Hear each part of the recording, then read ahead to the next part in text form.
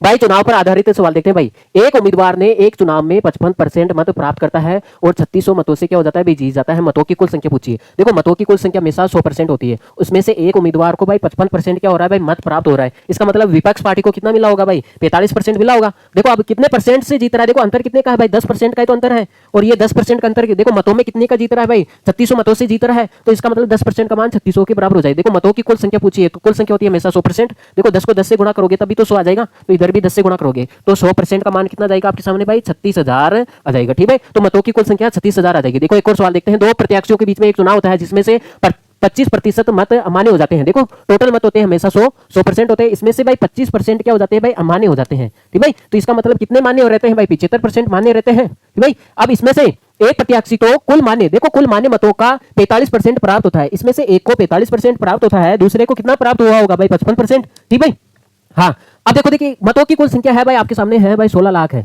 16 लाख क्या है भाई, कुल मत है यहाँ पे। तो इसमें से आपको विजेता प्रत्याशी, देखो इसमें से जाहिर सी बात है ये तो कम मिल रहा है, ये तो हार रहा है। अब ये क्या है, इसको ज्यादा मिल रहा है तो ये जीत रहा है। तो विजेता प्रत्याशी का मतों की संख्या पूछिए। देखो ये 16 लाख है, इसमें से 16 लाख में से 25% तो क्या हो जाते हैं, अमान्य हो जाते हैं। इसका मतलब 75% रहा होगा। ठीक भाई, मत को ठीक भाई, मान्य मत 75% रहे होंगे। अब इसमें से आपको 55% का मान पूछा है, तो 55% से फिर गुणा कर देंगे। देखो परसेंटेज को हटाओगे तो कितना गया आपके सामने, 100 से गुणा कर देंगे। ठीक भाई, परसेंटेज को हटाओगे तो नीचे 100 आ जाएगा। देखो 4 जीरो से 4 जीरो हो गया। ठीक भाई, 160 को आप किसे 75 से गुणा कर दो और ये यहाँ पे 55 से गुणा कर देते हैं। तो देखो यहाँ से गुणा करोगे तो ये कितना हो गया भाई, 12,000 हो गया। और 12,000 को 55 से गुणा करोगे तो कितना आ गया भाई आपके सामने, 6,60,000 विजेता मत हो जाएंगे। ठीक भाई, आपके सामने देखो एक और सवाल करते हैं हम। यहाँ पे दो उम्मीदवारों के बीच में एक चुनाव होता है जिसमें 20% मतदाताओं ने अपना वोट नहीं दिया। देखो 100% होता है, उसमें से भाई 20 ने वोट नहीं दिया है भाई, 20% ने वोट नहीं दिया। इसका मतलब आपके सामने 80% ने वोट दिया होगा। इसमें से 10% विद्यार्थी, देखो 10% वोट क्या हो जाते हैं भाई, अवैध गलत माने जाते हैं। तो 80 का आप 10% निकाल दोगे तो कितना होता है भाई, 8।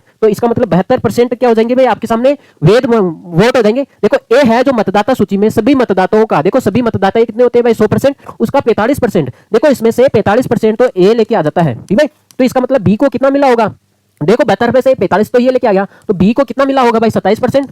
जाहिर सी बात है बी को 27% मिला होगा। अब जाहिर सी बात है देखो आगे क्या बोला है, बी से 4500 वोट अधिक लेके आता है। देखो ये अंतर ही तो है भाई, तो इसका मतलब ये 18% का मान कितना देर का आपके सामने भाई, 4500 देर का है। तो बी द्वारा वोटों की संख्या, देखो मतलब 27% का मान पूछा है। अगर भाई इसके अंदर 2 का भाग लगा दो भाई, तो 9% का मान कितना जाएगा आपके सामने, देखो ये आ जाएगा 225, ये हो जाएगा। ठीक भाई, 2250 आ जाएगा। 27 का चाहिए तो आप इसको 3 से गुणा कर देंगे, तो इधर भी हम 3 से गुणा कर देंगे, तो इस 27% का मान कितना जाएगा भाई, 6750। तो बी को कितने मत मिले हैं भाई, 6750 मत मिले। ओके ठीक भाई।